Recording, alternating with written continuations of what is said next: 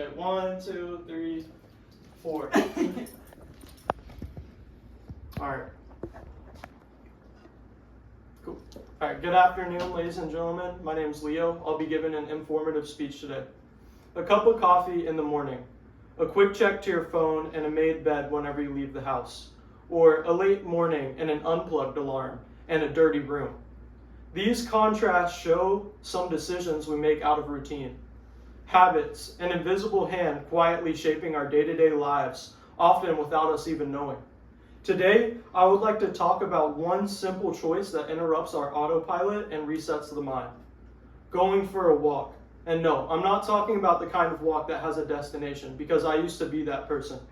Whenever my friends would ask to go for a walk, my first question was always, to where? I needed a reason for everything back then.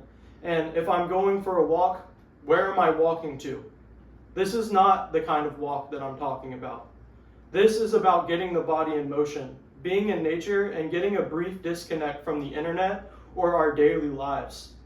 Letting go of all that happened this week or today and just being in the moment. And I know what you're going to say. Wait, that's still a reason to go for a walk. Well, my point is the reason was never the destination. Walking has way more benefits than just getting somewhere.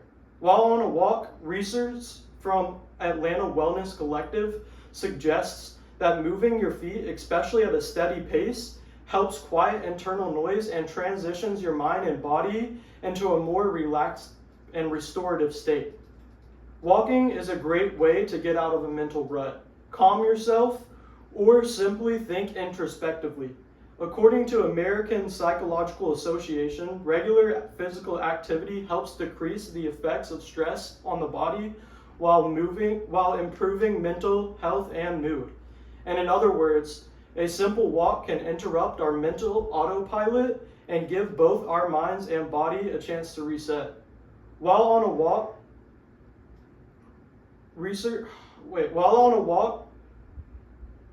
but walking doesn't change how we feel in the moment. It changes how we respond to the moments that challenge us.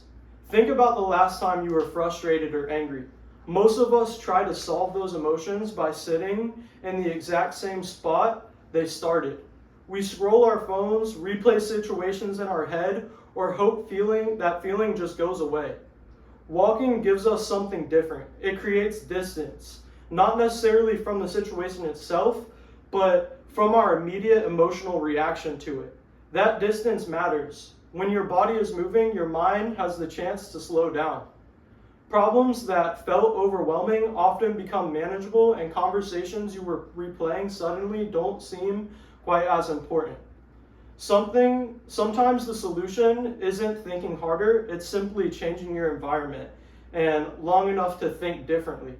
And that's something I didn't understand when I always asked, where are we walking? I thought that the value was at the end of the path, but what I've learned is the value actually comes somewhere along the way. I brought a pair of shoes. The reason I want to use them as my visual aid is because I usually wear these when I go for walks. And at first glance, they're just a pair of shoes. They don't lower stress, improve mental health, or clear the mind on their own, but they do represent the first step in a process that research has shown can benefit both the mind and the body.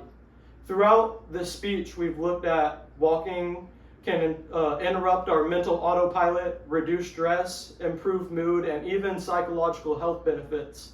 These shoes represent the tool that makes it all possible. So the next time you see a pair of walking shoes, don't just think about exercise. Think about them as a reminder, as simple as putting one foot in front of the other can provide an opportunity to step away from the distractions of our everyday life. Spend time in nature and give your body and your mind a chance to reset. Thank you guys. Woo! Appreciate it.